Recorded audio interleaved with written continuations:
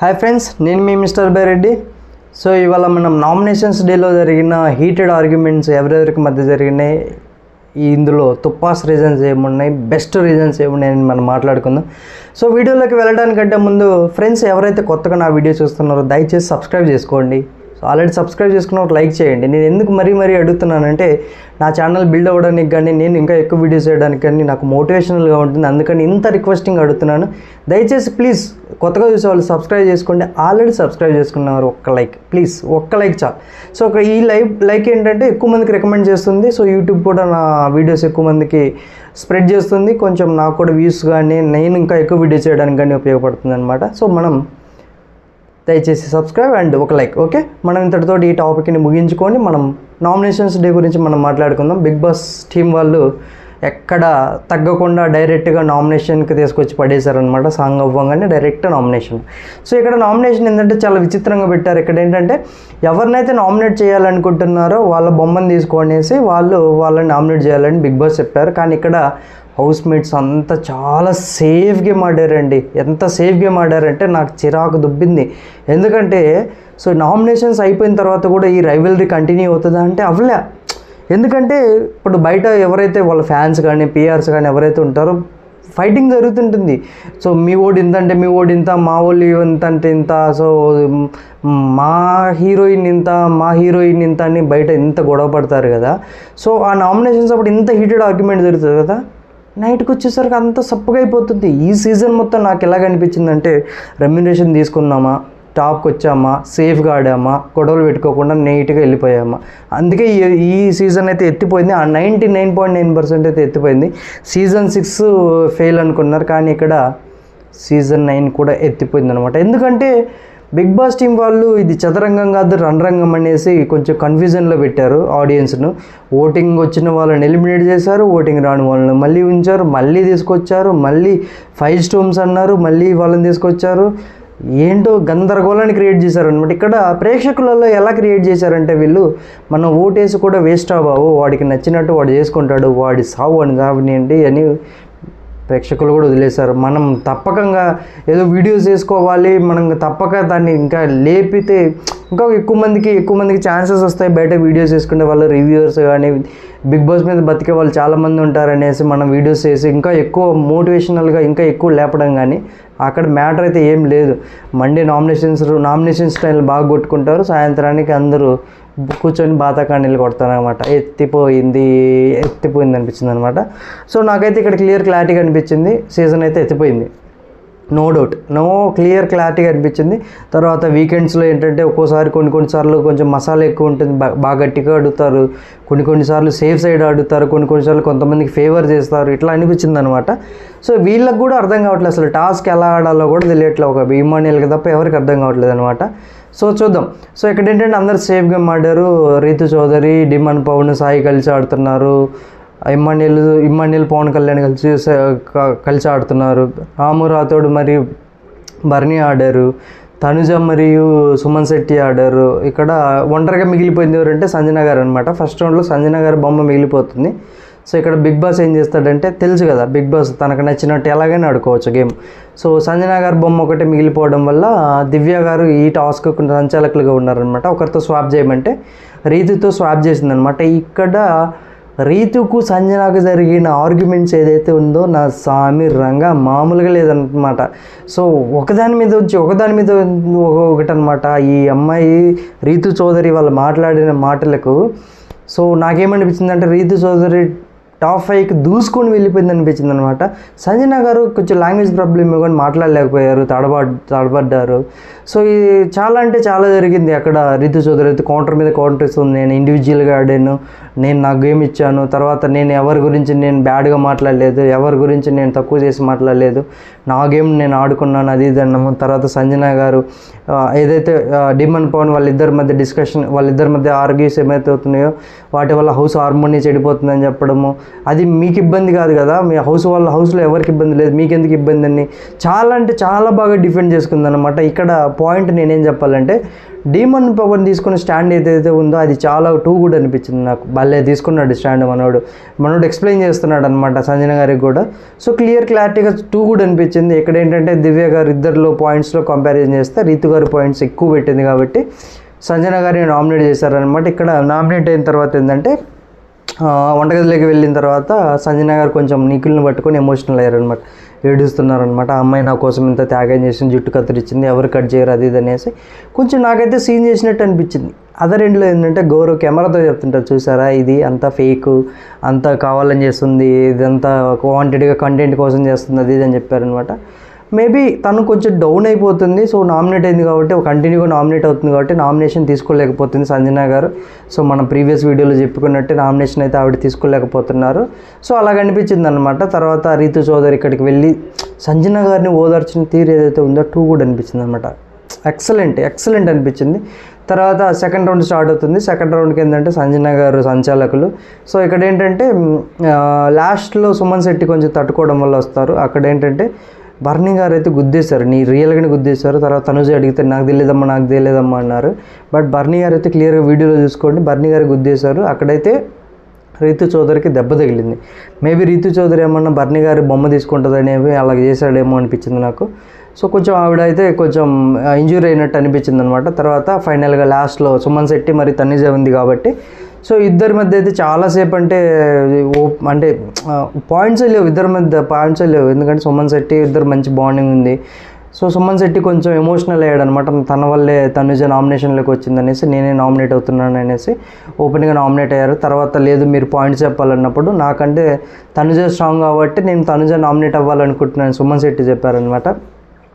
So ఇక్కడ సంజన గారు ఏంటంటే తన దగ్గర ఇంకా అవకాశం లేదు, సుమన్ శెట్టిని అయితే నామినేట్ చేసింది.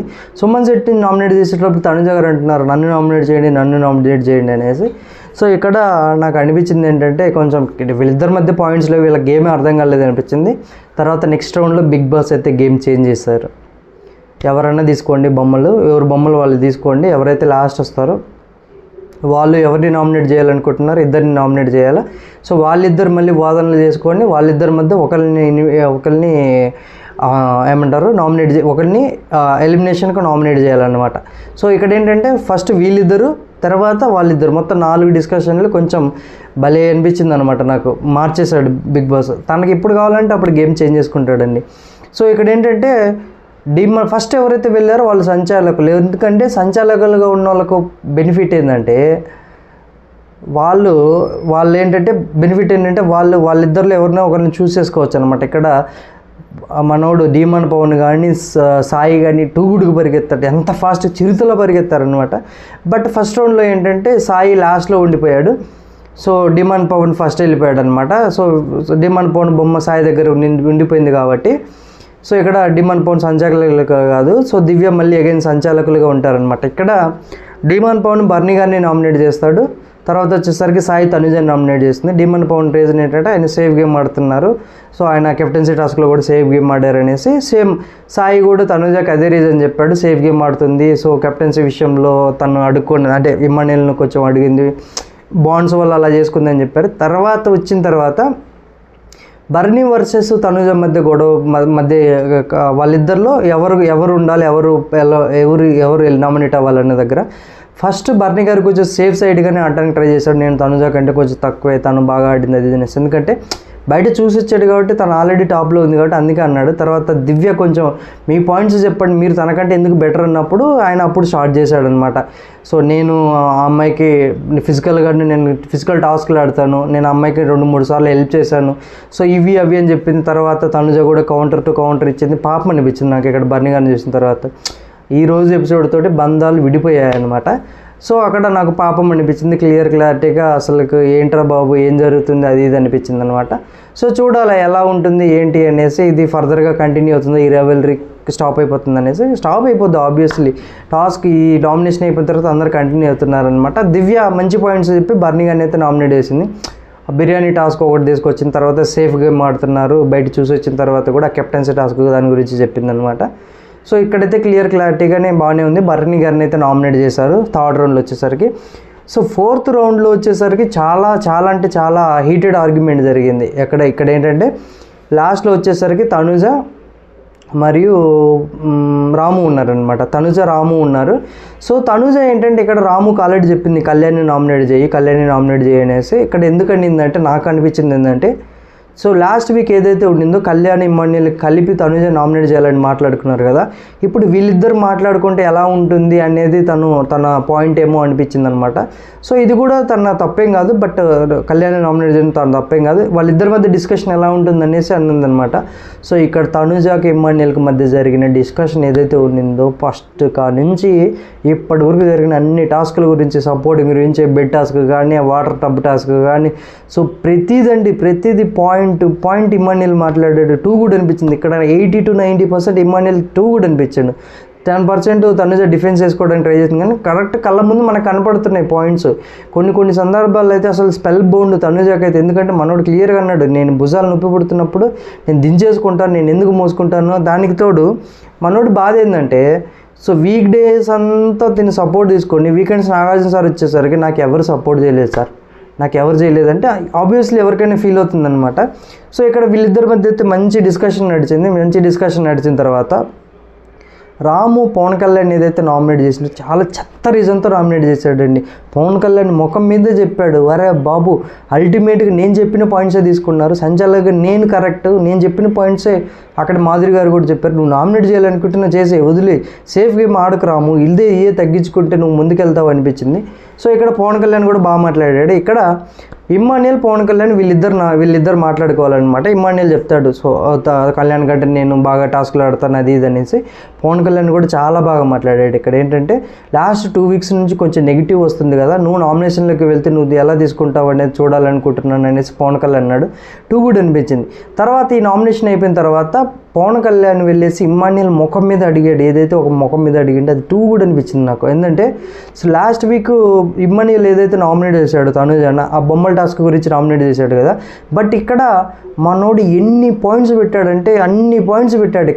అక్కడ మనం ఆల్రెడీ లాస్ట్ వీడియోలో మాట్లాడుకున్నాం కదా, సో ఒక్క పాయింట్ వల్ల నా ఈ వీక్ మొత్తము నీరు గారిపోయింది అనేసి మనోడు అందుకు ఆలోచించుకున్నాడే, మొత్తం పాయింట్స్ క్లారిటీగా పెట్టాడు అనమాట. ఇక్కడ ఈ రౌండ్లో వచ్చేసరికి ఇమ్మాన్యుయల్ తనుజపై పై చేయి సాధించాడు. నెక్స్ట్ రౌండ్లో ఇమ్మాన్యుయల్పై తనుజ అయితే పై చేయి సాధించింది. దాని గురించి కూడా మాట్లాడుకుందాం. ఇక్కడ డిమాండ్ పవన్ ఫస్ట్ వెళ్ళాడు కాబట్టి డిమాండ్ పవన్ సంచాలకులు అనమాట. సో డిమాండ్ పవన్ కళ్యాణ్ అయితే నామినేట్ చేశాడు, బట్ ఇక్కడ స్ట్రాంగ్ పాయింట్స్ ఇమ్మాన్యుయల్కి ఉన్న పవన్ కళ్యాణ్ నామినేట్ చేశాడు. ఇక్కడ డిమాండ్ పవన్ నాకు నచ్చలేదు, ఎందుకంటే తన పర్సనల్ గ్రెడ్జ్, నా పవన్ కళ్యాణ్ మీద ఉన్న పర్సనల్ గ్రెడ్జ్ని ఇక్కడ ఉపయోగించినట్టు నాకు అనిపించింది. బట్ నాకు ఇక్కడైతే డిమాండ్ పవన్ అయితే నచ్చలేదు. సో 4th రౌండ్ అయితే మనకు కళ్యాణ్ అయితే నామినేట్ అయ్యాడు. సో ఇక్కడ 5th రౌండ్ వచ్చేసరికి మన రీతు మరి ఇమ్మాన్యుయల్ అయితే ఉంటారు లాస్ట్లో. రీతు వచ్చేసరికి రాముని నామినేట్ చేసింది. సో ఇమ్మాన్యుయల్ వచ్చేసరికి తనుజ నామినేట్ చేశాడు. ఇక్కడ రీజన్స్ ఏవైతే చెప్పాడో అక్కడ ఆ రోజు బర్నీ గారు వచ్చి కత్తి ఇస్తుంటే తీసుకోలేదు కదా, సేఫ్ గేమ్ ఆడుతున్నావు అది ఇదని ఆ రీజన్ చెప్పాడు, తొక్కలో రీజన్ చెప్పాడు. ఇందాక ఎంత బాగా మాట్లాడాడు, ఇక్కడికి వచ్చేసరికి తేలిపోయాడు అనిపించింది. అంటే ఆల్రెడీ ఆ పాయింట్స్ అన్నీ అయిపోయినాయి, దీని తర్వాత వెళ్ళి సారీ చెప్పాడు, అలా కాదు ఇలా కాదు అన్నాడు. వాళ్ళ మధ్య డిస్కషన్స్ అర్థమైంది కాబట్టి ఏ పాయింట్స్ లేవు కాబట్టి ఇక్కడ పాయింట్ పెట్టలేకపోయింది, ఇక్కడ తేలిపోయింది. తనుజ బాగా మాట్లాడింది అనమాట. ఇక్కడ రీతు రాముని నామినేట్ చేసింది. ఇక్కడ రాముని నామినేట్ చేయడానికి రీజన్ ఏంటంటే, మనం అందరం మాట్లాడుకున్నట్టుగానే కెప్టెన్సీ టాస్క్లో రాము తీసుకున్న నిర్ణయం రాంగ్ అని చెప్పేసి తర్వాత మనోడు హోమ్ సిక్గా ఫీల్ అవుతున్నాడు అని చెప్పి నామినేట్ చేసిందనమాట. సో ఇక్కడ ఈ రౌండ్కి వచ్చేసరికి పవన్ కళ్యాణ్ సంచాలకులుగా ఉన్నారు. సో ఇక్కడ లైవ్లో చూసుకున్నట్టయితే పవన్ కళ్యాణ్ చాలా అంటే చాలా టైం ఇచ్చాడు ఎవరికి, మన రాముకు. ఇదే తగ్గించుకో రాము, నీ గురించి నువ్వు పాయింట్స్ పెట్టు, సేఫ్ గేమ్ ఆడుకో అని చాలా అంటే చాలా బతిలాడాడు. అయినా కానీ మనోడు నేను తనుజ కంటే ఏ రకంగానూ నేను హైయెస్ట్లో లేను, సో నేనే నామినేట్ అవుతున్నాను. నేను చాలా అంటే చాలా మనోడు అసలుకు చిరాకు అనిపించింది అనమాట. అసలుకు ఏంట్రా బాబు మనోడు తనకు తానే తగ్గించుకొని మాట్లాడుతున్నాడు. పవన్ కళ్యాణ్ అయితే చాలా బాగా మాట్లాడాడు. ఇక్కడ మాట్లాడు రాము అని లైవ్లో చాలాసేపు అడిగాడు అనమాట. సో ఇక్కడ రాముని అయితే నామినేట్ చేశాడు. తర్వాత 6th రౌండ్కి వచ్చేసరికి నిఖిల్ ఇమ్మాన్యుయల్ అండి. ఇక్కడ నిఖిల్ గురించి మాట్లాడుకోవాలి. సో నిఖిల్ ఎందుకున్నాడు, 5 స్టోమ్ వచ్చాడు, అసలు ఫైరే లేదు. అందరు ఏమనుకున్నారంటే నిఖిల్ ఫిజికల్గా ఫిట్ ఉంటాడు, బాగా ఆడతాడు గేమ్ అనుకున్నారు. కానీ ఏమి లేదు, తుస్సు. ఇక్కడ మన ఈ మిరపకాయ బాంబు అంటారు కదా, తుస్సు బాంబు. సో అలాగే తుస్సు బాంబు అయిపోయాడు అనమాట. తనుజ గారిని అయితే నామినేట్ చేశాడు. తనుజకి ఇచ్చిన రీజన్స్ కానీ, తనకు ఓటింగ్ హైయెస్ట్ ఉంది అది ఇది అని చెప్పడం కానీ, తర్వాత వచ్చేసరికి కెప్టెన్సీ టాస్క్లో ఇట్లాగా బెగ్గింగ్ చేసుకున్నారు, ఇట్లా మాట్లాడినారు, సేఫ్ గేమ్ ఆడుతున్నారు. సో బర్నీ గారి విషయంలో ఇలా జరిగింది అలా జరిగిందని మాట్లాడారు. కానీ పెద్ద పాయింట్స్ ఏం కదా. నిఖిల్ అయితే ఎందుకు ఉన్నాడో కూడా తెలియదు. ఈ వీక్ అసలు నామినేట్ కూడా చేయట్లేదు ఎవరు నిఖిల్ని. ఎందుకు నామినేట్ చేస్తారు? ఎక్కడ రైవల్రీ పెంచుకోవట్లేదు, ఎవరి దగ్గర కంటెంట్ లేదు మనోడు. సో చూడాలా ఎలా ఉంటుంది అనేసి. తర్వాత ఇమ్మానీలు వచ్చేసరికి సాయి నామినేట్ చేశాడు. సాయి నామినేట్ చేయడానికి రీజన్స్ కూడా బాగానే చెప్పాడు. సాయి ఏదైతే ఉండిందో తనుజతోటి మనోడు చేసుకున్న డిఫెన్స్ చాలా బాగా అనిపించింది అనమాట. ఆ డిఫెన్స్ ఏం చెప్పాడంటే మనోడు, నేను బంధాలను గేమ్ కోసం వాడుకోను, నేను కెప్టెన్ అవ్వడం కోసం ఒకరి దగ్గర నేను వెళ్ళి అడుక్కోను, నేను ఇంకొక దగ్గర చేయి చాచను, నేను కెప్టెన్, నేను సొంతంగా సోలోగా అవుతాను. చాలా బాగా మాట్లాడాడు తనుజకి ఎదురెళ్ళి మాట్లాడాడు. టూ గుడ్ అనిపించింది నాకు. సాయి చాలా బాగా మాట్లాడాడు. తనుజ కూడా బాగా మాట్లాడింది అనుకోండి, బట్ సాయి కొంచెం ధైర్యం చేసి మాట్లాడాడు. మిగతా వాళ్ళంతా భయపడుతున్నారు అంటే నామినేషన్స్ తర్వాత తీసుకున్నట్టయితే ఇమాన్యుల్ కానీ మిగతా వాళ్ళు కానీ చాలా అంటే చాలా భయపడుతున్నట్టు నాకు అనిపించింది అనమాట. సో సాయి అయితే బాగా మాట్లాడాడు. టూ గుడ్ అనిపించింది నాకు సాయి. సో ఇక్కడ ఏంటంటే అక్కడే సాయి అంటే కెప్టెన్సీ టాస్క్లో ఇమ్మాన్యుల్ని అడుక్కున్నది అనగానే ఇమ్మాన్యుల్ లేదు నన్ను అడగలేదు అంటారు కదా. ఆబ్వియస్లీ ఎవరికైనా అనిపిస్తుంది. ఇద్దరు ఉన్నప్పుడు ఒక పర్సన్ ఇద్దరే ఉన్నారు లాస్ట్లో, ఒక పర్సన్ దగ్గరికి వెళ్ళి నేను కెప్టెన్ అవ్వాలనుకుంటున్నాను అంటే దాన్ని ఏమంటారు? బెగ్గింగ్ అంటారా? మా ఊర్లో అయితే బెగ్గింగ్ అని అంటారు. సో అదైతే వాళ్ళు అడ్డం ఊపడం వల్ల సో అక్కడ పాయింట్స్ టు బి నోటెడ్ అని మన డిమన్ పవన్ అయితే సాయిని నామినేట్ చేశారు. ఫైనల్గా దివ్యకు స్పెషల్ పవర్ ఇచ్చారు, డైరెక్ట్ నామినేషన్. ఎంతసేపు తప్పించుకున్న తనుజ ఫైనల్గా దివ్యకి చిక్కిందనమాట. సో దివ్య భలే మాట్లాడింది, పాయింట్ మాట్లాడింది, scene to scene supporting task ప్రతిదీ మాట్లాడింది. సో ఏడుపు గురించి నువ్వు టాస్క్ అయిపోయిన తర్వాత ఏడుస్తావని దివ్య అని అంటే, ఏడుపు గురించి నువ్వు మాట్లాడుతున్నావు తనుజ, ఏడుపు గురించి నువ్వు మాట్లాడుతున్నావు, ప్రతి టాస్క్ అయిపోయిన తర్వాత కూర్చొని ఏడుస్తావు తనుజ అని కౌంటర్ టు కౌంటర్ ఈ డిబేట్లో అయితే దివ్య అయితే ఒక మెట్టు ఎక్కేది అనిపించింది అనమాట. సో ఫైనల్గా అల్టిమేట్గా తీసుకున్నట్టయితే సంజన గారు నామినేట్ అయ్యారు, సుమన్ శెట్టి నామినేట్ అయ్యారు, తర్వాత భరణి, పవన్ కళ్యాణ్, ఇంకెవరు రాము రాథోడ్, సాయి, ఫైనల్గా తనుజ. మొత్తం 7 అయితే నామినేషన్లో ఉన్నారు ఫ్రెండ్స్.